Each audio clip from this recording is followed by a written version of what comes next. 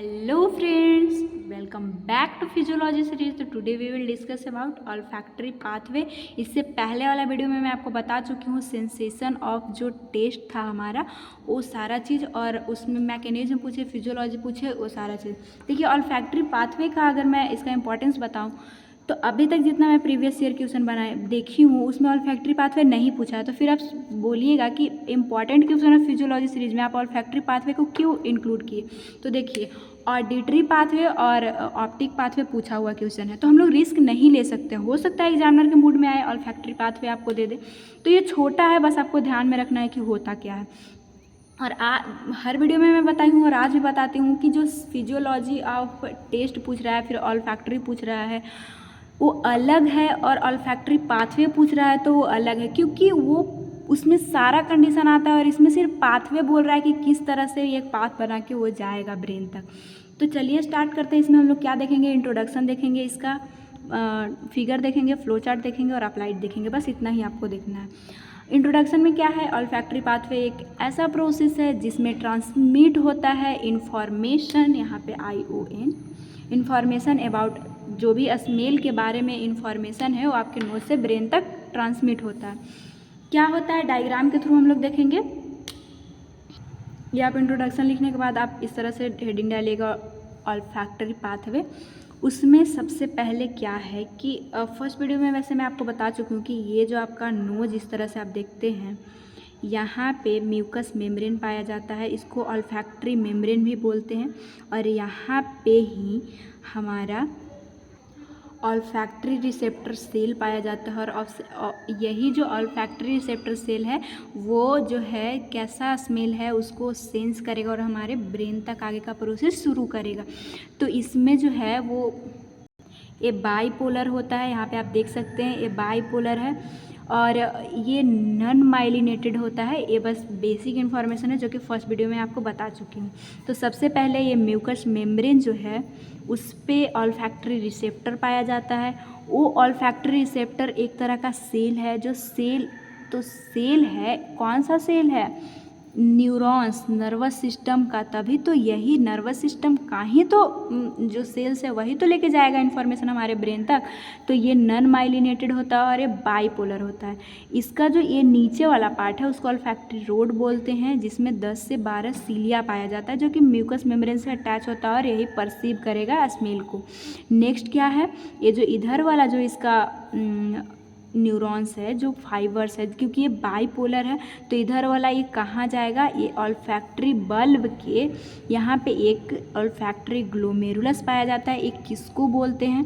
तो ये जो बाईपोलर न्यूरॉन का ये न्यूरॉन्स वाला स्ट्रक्चर गया, फाइबर्स गया, और इसमें ऑल्फैक्टरी ग्लोमेरुलस में 2 टाइप का सेल पाया जाता है। वो कौन कौन पाया जाता है आपको मैं ट्रिक से याद करवाऊँगी।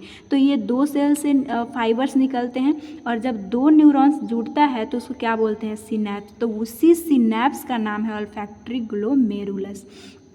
तो वही यहाँ से जो 2 सेल है उस सेल का नाम मैं आपको बताती हूँ। इससे न्यूरॉन्स के फाइबर्स निकलेंगे और ये जो फाइबर्स जा रहे हैं उसको ऑप्टिक ट्रैक बोलेंगे, और ऑप्टिक ट्रैक से हमारे सेरेब्रल कॉर्टेक्स तक इन्फॉर्मेशन जाएगा।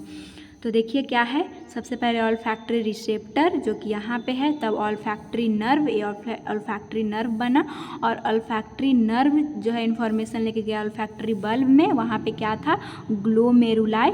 उसमें कौन कौन से सेल होते हैं, 2 सेल जो मैं आपको नाम बताई थी, मिट्रल और एक टफ्टेड, वो ग्लोमेरुलाई में पाए जाते हैं। उससे न्यूरॉन्स फाइबर्स निकलेगा और ऑल्फैक्टरी ट्रैक बनाएगा, और ऑल्फैक्टरी ट्रैक जो है वो ऑल्फैक्टरी कॉर्टेक्स जो कि सेरेब्रल कॉर्टेक्स में पाया जाता है वहाँ तक इन्फॉर्मेशन ले जाएगा, और क्या स्मेल है ये इंटरप्रेट करेगा हमारा ऑल्फैक्टरी कॉर्टेक्स। इसको याद कैसे रखना है, तो बहुत अच्छा निमोनिक्स है कि O3 मांगे तो O2 मिला।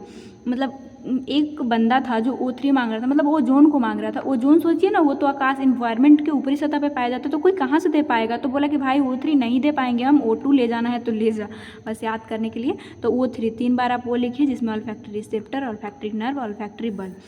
मांगे तो यानी एम से हमारा मिट्रल सेल हो गया, और टी से टफ्टेड हो गया, और जी से क्या आएगा हमारा ग्लोमेरुलाई, मतलब ग्लोमेरुलस में जो दो सेल है मांगे तो उसे आप याद रख सकते हैं।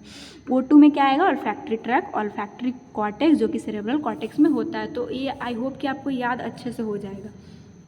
अब आपको अप्लाइड लिखना है, तो अप्लाइड में एनोस्मिया करके एक कंडीशन आता है जिसमें ये क्या टर्म है, इसमें ना सेंसेशन, जैसे कि क्या खट्टा महक रहा है, सॉरी जो भी जैसे कि ऑर्डर्स कई टाइप्स के होते हैं। अगर मैं आपको बताना चाहूँ कुछ एग्जांपल, तो उसमें बर्निंग हो गया, एरोमेटिक हो गया। बर्निंग जैसे कॉफ़ी का हमें कैसा स्मेल आता है, तो वो बर्निंग टाइप्स है, तो वो सारा चीज़ आपको नहीं आप परसीव कर पाएगी कैसा कोई परफ्यूम कैसा स्मेल कर रहा है।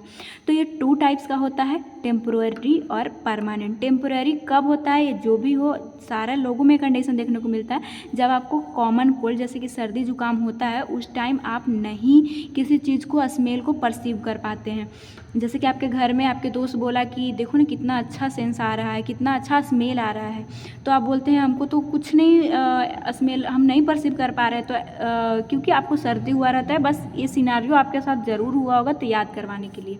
नेक्स्ट है परमानेंट, क्या होता है, तो ये आपके ऑल्फैक्टरी जो ट्रैक है, यहाँ पे ये वाला जो ऑल्फैक्टरी ट्रैक है, अगर उसमें लीजन आ जाए, डैट मीन्स इंजरी हो जाए, तो आप कभी नहीं है दोस्त को बता पाइएगा कि मेरे घर में ये चीज़ हाँ बन रहा है, सब्जी कुछ अच्छा टेस्टी बन रहा है या फिर मैगी बन रहा है, तो आपको कभी सेंसरी फील नहीं हो पाएगा। अगर ऐसा कंडीशन जिनमें होता है वो कभी नहीं ये कर पाते हैं। ये क्यों होता है, तो मेनिंजाइटिस क्या है, ये हमारे ब्रेन का जो मेनिंजस लेयर है उसमें इन्फेक्शन होने के कारण, बैक्टीरिया सब कारण इन्फेक्शन हो जाता है। और जब भी इन्फेक्शन होगा, ऑल्फैक्टरी ट्रैक है कहाँ, तो हमारे ब्रेन में ही तो है। ये सारा कंडीशन एथिमोइड बोन से निकल के चला गया था। अच्छा, ये चीज़ आपको मैं नहीं बताई, ये एथिमोइड बोन का ये सेरिब्रिफॉर्म प्लेट है, मतलब एथिमोइड बोन जो है वो इस तरह से पूरा, मतलब ये नहीं रहेगा, पूरा कंटिन्यू नहीं रहता है, कटा कटा रहता है। क्यों, ताकि ये नर्व्स जा पाए।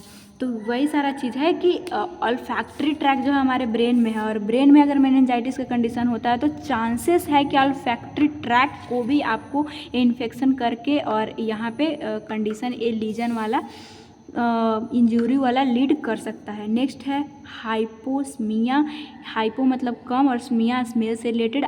ये कंडीशन में क्या होता है, किसी ऑर्डर को जो आप परसीव कर पा रहे हैं वो रिड्यूस हो जाता है, ability to recognize detect order वो डिक्रीज हो जाएगा आपका। एक है हाइप्रोस्मिया, हाइपर मतलब ज़्यादा और एस मतलब स्मेल आपका ज़्यादा हो जाएगा। इस कंडीशन में क्या होता है, it is the increase of exaggerated olfactory. Olfactory का मतलब स्मेल आपको ज़्यादा, आप मतलब किसी भी चीज़ को, जैसे कोई परफ्यूम मार के आया हो ना, तो आपको बर्दाश्त नहीं होगा, तुम यहाँ से जाओ, मतलब एकदम इरिटेट करेगा, तो उस कंडीशन को हाइप्रोस्मिया बोलते हैं।